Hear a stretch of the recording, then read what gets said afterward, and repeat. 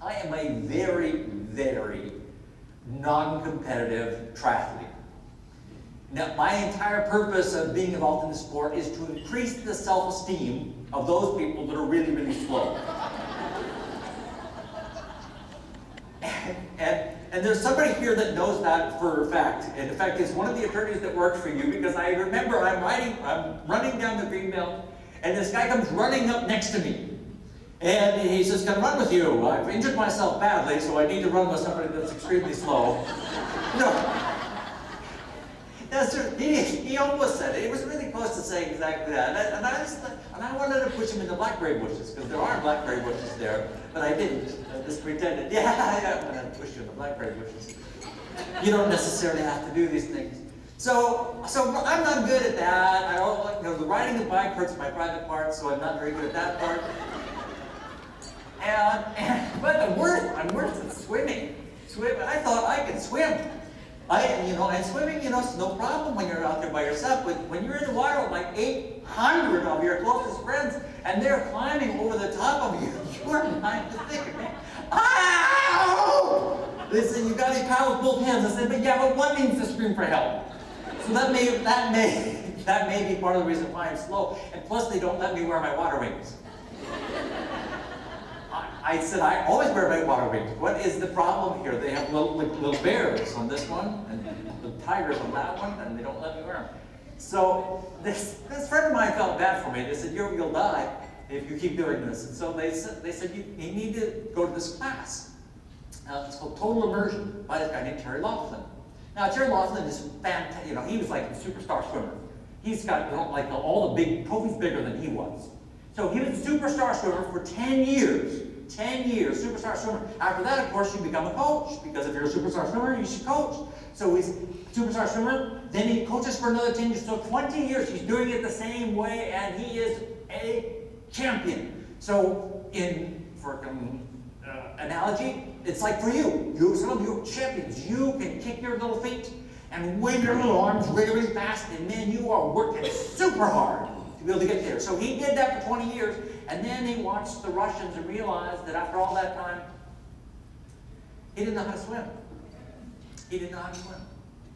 Because he looked at what they did and what they measured, and what they would always measure is that, the speed, how fast you get to the end of the pool. What the Russians measured is how many strokes does it take to get to the end of the pool. And he went from 24 or 25 strokes, so think about that during a day. So he went from 24 or 25 down to 14 or 15. So he's 40% more efficient. 40% more efficient. So if I was to say to you, if you'll adopt some of these ideas, you become 40% more efficient at what you do, would you be willing to do that? But inside you're thinking, not a chance in hell. Because why? Well, so it's for the same reasons as me. I go to the class, I sign up at the Y. It's going to take half a day, it's going to be kind of expensive. I got a great teacher to be able to teach the class. I hate the teacher. Yeah, I hate the teacher's children. Yeah, fairly certain. I hate everything about it. Why? Because it is so awkward. It is so awkward because I was used to swimming on my stomach. But swimming on your stomach is like a barge. And I was trying to generate more energy, more power. And what they teach you is that the goal is not to generate more power, but to reduce friction. Reduce friction. So it's swimming on your side, more like a sailboat, and less like a barge. Well, unfortunately, when you do that, water goes in your nose and in your face, and you look stupid because you've been doing it the other way for such a long period of time. So, the challenge is, what are the things that, for you, generate friction at work? What things generate friction at work? And that's why I have this mighty fine little whiteboard right here, because I'd like to give you just a couple minutes, and I'm not sure how much. I only have a few more minutes, so you better do this quickly. What things generate friction at work? So talk to you're amongst the table right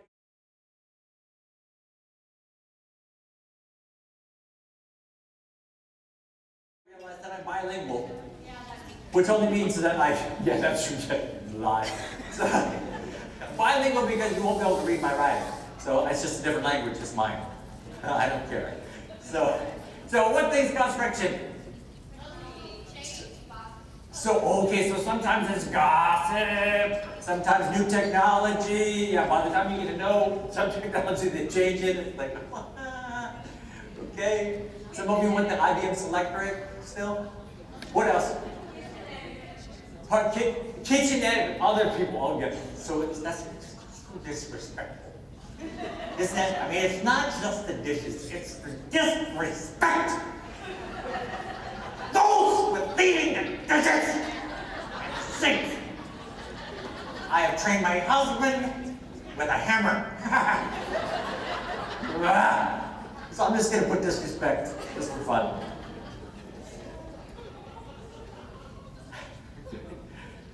What might be something else?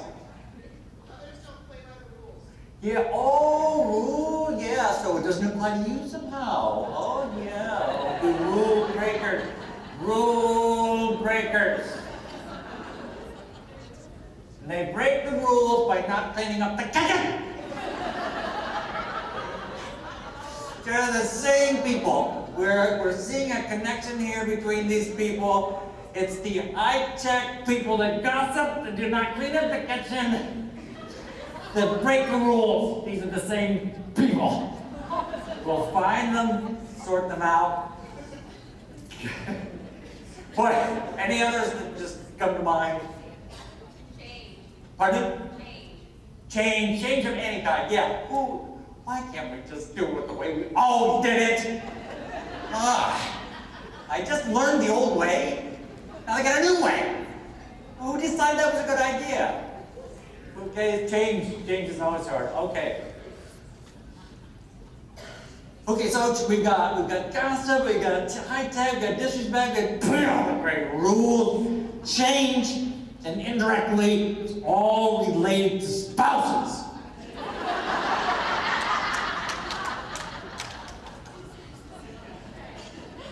And that's the biggest benefit to going to work is we get to be away from our spouse. Primary benefit of being here.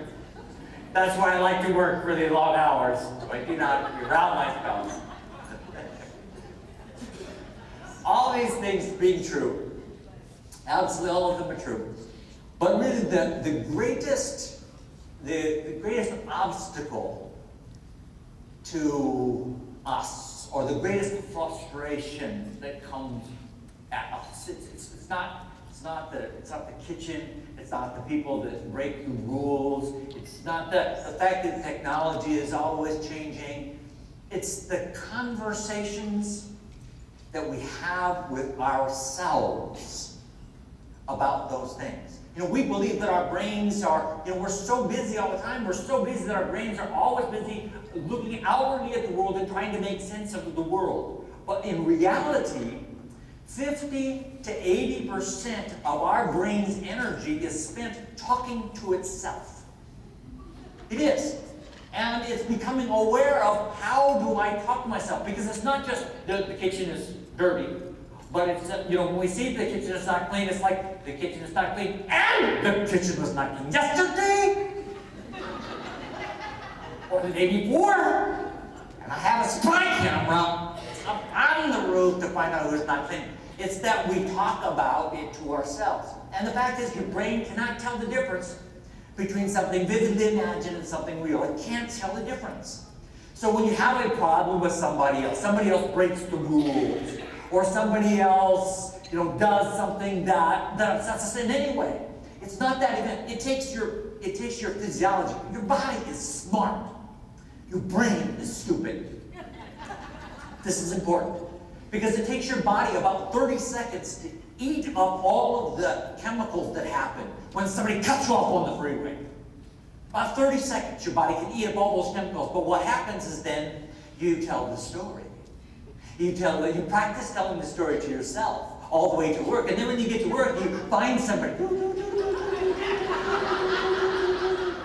You know what happened to me on the way to work? The next option I want on my vehicle is a bazooka. I want it armed. And then when you get home from work, how was your day today? You will not believe what happened to me on the way to work. Hey, getting my gun carry permit. All it takes is 3 box tops. You can have a gun carry permit in this state, it's no problem at all. You don't have to shoot a gun, you just have 3 box tops. I don't have an attitude about that, obviously. No. It's frightening the number of people that are allowed to have weapons. Do you know your name? Well, here's a gun permit, have one of those. So I'll leave you with this thing to think about, because you have to have something that reminds you of that. So back in the early 1900s, they came up with their first stoplight. And, you know, then they added a green light, and then they added a yellow light. And so basically for the last 100 years, we had the stoplights. So we're basically saying you had a green light, a yellow light, and then they came with somebody with a really good idea with the green turn signal light. And that was the best we could do. So for 100 years, people looked at those lights and said, that's the best we can do. We just can't do any better than that. No, we got the greatest minds in the world, that's the best we can do. And then over the last couple of years, what kind of light began to show up? That flashing, yeah. And for a while, a lot of people were like stopped in the middle of the intersection. What the heck do I do? I don't know what this flashing yellow thing means, but I'm just going to sit here. People will be honking their horns. For God's sakes, wasn't there a manual about this? This is one of those high technology things, man. This is not good. I don't know what's going on. I'm not going to wait here till I recognize something that I know what to do with. Right? So, you know, at first it was awkward. Just like it says on the Liberty Bell, we don't like that awkward thing. People said, I don't know whose idea that was. But the reality is, that light, that changing that light, so 100 years we did that. That reduces the delay by 28%. It reduces fuel consumption by 10%. It decreases fuel emissions by 22%. And increases safety. Now, considering that there are 254 million passenger cars in America, producing 8,320 pounds of CO2 each year, that just changing that light, saves 15.5 million trees a year. Think about that. Because somebody decided that there was a different way to do it. So my entire message today is, you know, one is out of everything, it's that I know you're working hard, and I know there's a lot of change going on out there, but realize that if we're willing to step back and say, you know what, why not try a different way?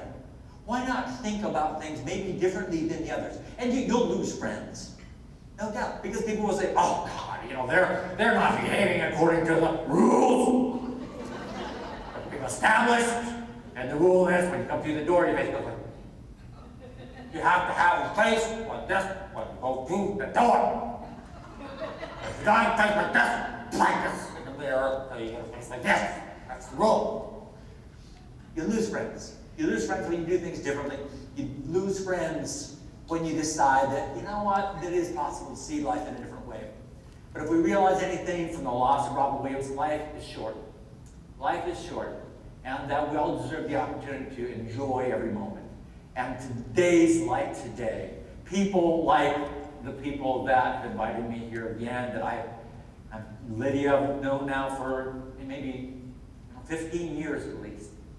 You know, it's what you give back to me that makes this energizing for me. There's nothing I enjoy more than this. And there are audiences that I'm with where it's like, oh my God, I hope this is over soon. But it's taking that idea and realizing that it can happen now, and hopefully I've been able to change your chemistry so that you enjoy this moment. But my message to you is that you have the ability.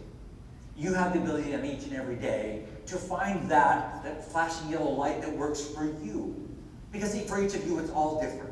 For everybody, it's different. You've got to find your own way to enjoy the process, to enjoy the moment, because realize that this moment is the only thing that's real. The past is just a memory. The future is a possibility. All you have is now. Thank you so much for making now so special for me. Thank you very much.